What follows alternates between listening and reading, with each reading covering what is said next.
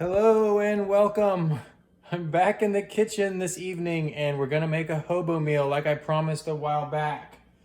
This is gonna be really simple and hopefully it's not whack, but I'm gonna put a potato with corn and butter and also some seasonings in there and wrap it in foil and throw it in the fire pit. So before my cat gets into that butter over there, I'm gonna go ahead and make this. So yeah, I'm not gonna give like a whole full synopsis. It's simple. You just throw the potato in there with some butter and seasoning and corn and throw it in the fire for about 40 minutes on the edge of the fire. So I'll show it when I'm done making it. I got it all together and then we'll show it in the fire and then I'll show it when it's done and taste it and see how it is. Okay, so here's what I did. I diced the tomatoes up into large chunks, and I explained this in my video. If you are a really loyal watcher, you may have remembered I mentioned it like several weeks, a month or so ago. But I used to do this in Boy Scouts. We used to make them around the campfire. They're called hobo meals, and I can't remember if we just put the whole potato in or we diced the potatoes up. It seems to me, though, that if you diced them up, it would cook more evenly with the corn, because the corn won't take long to cook at all. It just needs to get heated up. So I think you could do it either way, but I diced my potatoes, and that's how it looks. You could literally just put salt and pepper on that, but I put Cajun seasoning on it, and I used the whole can of corn because I didn't want it to go to waste. So, I'm gonna wrap that up. Also, if you enjoy the content, don't forget to like and subscribe. Thank you. So there it is. There's my hobo meal all wrapped up. Now I double wrapped this real good with 2 layers of aluminum foil, and I'm just gonna put this in the fire pit and leave it for about 40 minutes. It is now 9:18, so about 10 o'clock we'll take it off. Okay, I'm gonna take the temperature of this and see what we're 90 degrees. Whoa, see, that's hot. 600 and 700 degrees. Well, it's kind of about 600 degrees, so it's really hot. It doesn't need to be that hot. It's 220 right here. 930, 760 degrees. I'm just gonna set this thing on the edge right here.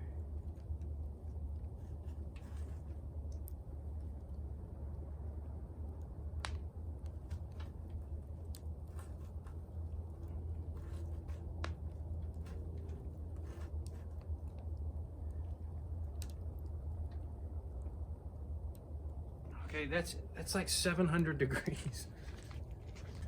Okay, I set it on the edge right here and it is really seriously hot. Well, I mean, that metal is 760 degrees. So I'll come out here and turn this around like in 20 minutes because it's too hot. I mean, 700.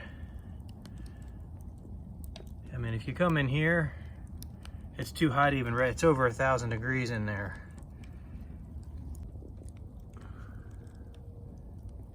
Okay.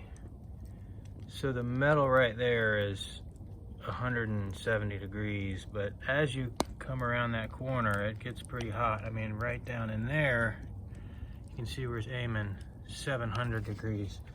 So I'll come out and turn that around in about 15-20 minutes. Okay, so it's been about 15 minutes, and I'm just gonna turn this bad daddy around. There we go, just put that puppy right there. And we'll give it another 15 minutes. Okay, it's been another 15 minutes, and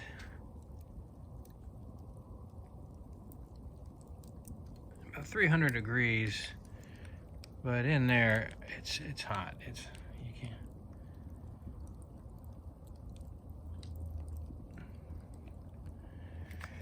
So now we've been in there 30 minutes. I turned it over once, turned it around once. I'm just gonna turn it upside down now. And maybe turn it around again. And give it another.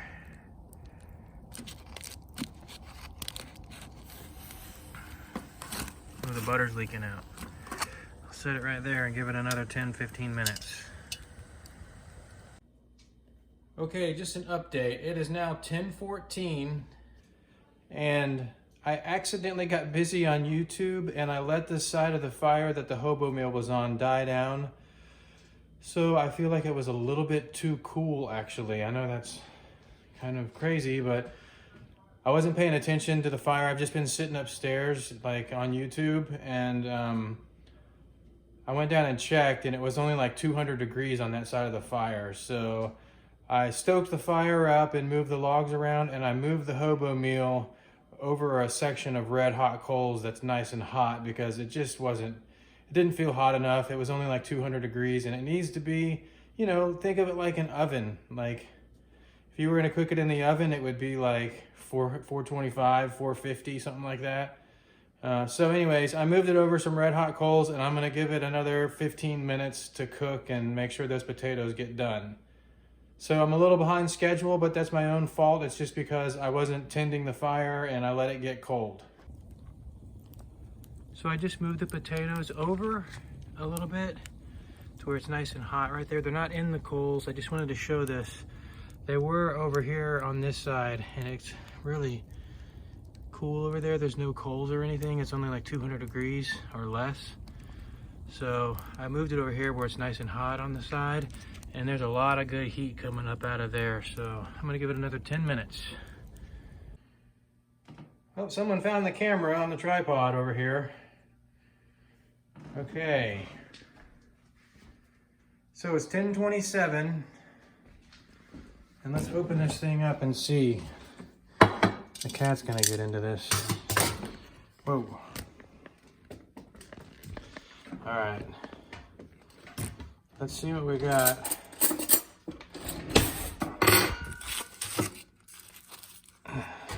Maybe.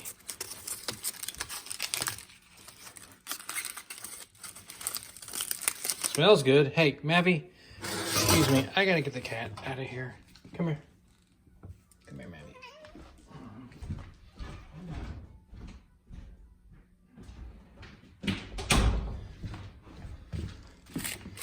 Okay.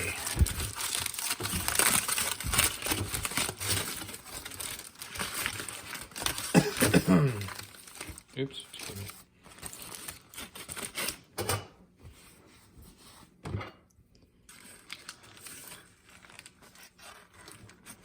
It's not done yet. The potatoes are still hard.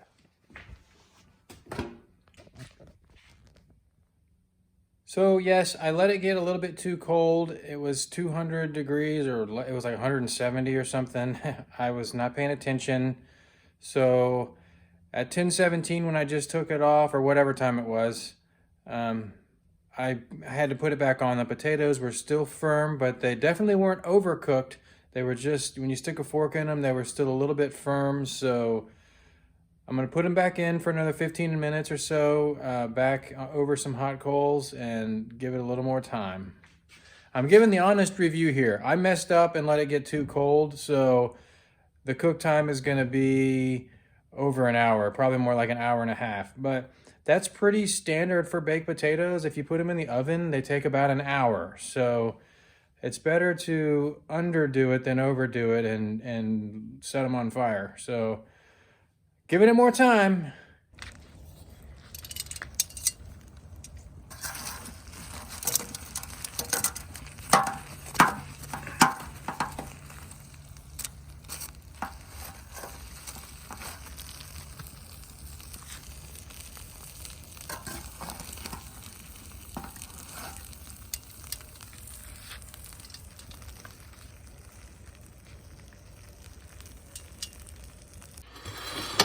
Okay, take two.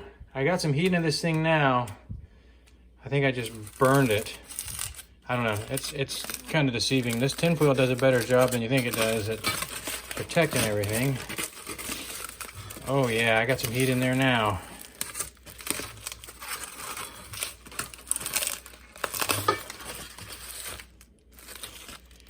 Oh yeah, it's gonna be good. Oh baby, look at that. That is all flavor right there. Oh, the potatoes are wonderful. Okay, I'm just gonna try to dump this out of here. You can eat it right out of the tin foil. I did get a little bit of burning down here, but pretty much that's all gonna be good flavor. If you're into that kind of thing. Okay, so there it is. And those potatoes are done. Look at them. They just cut right perfect. So I'm gonna eat this thing. Let me try a bite. It's hot.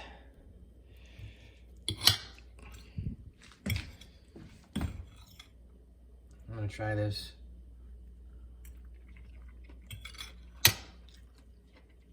Pretty good. Okay, so there's the HoBo meal. Hopefully you can see this. I'm at a weird angle.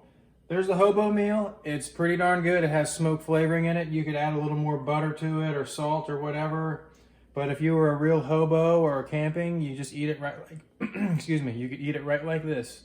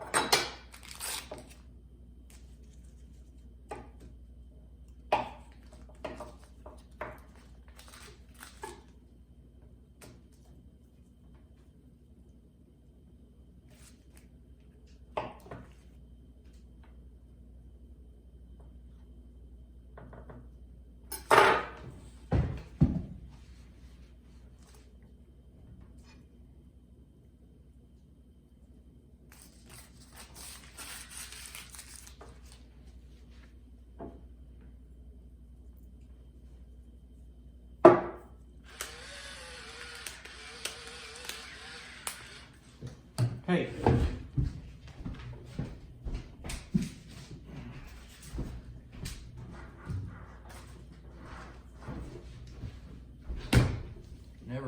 It never ends.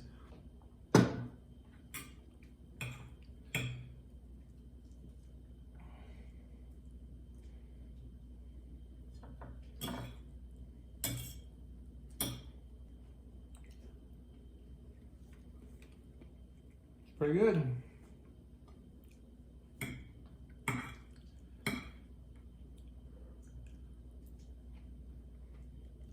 It's really good. I ate this whole thing. It's a whole can of corn and a pretty decent sized baked potato. So it's a good little camping meal.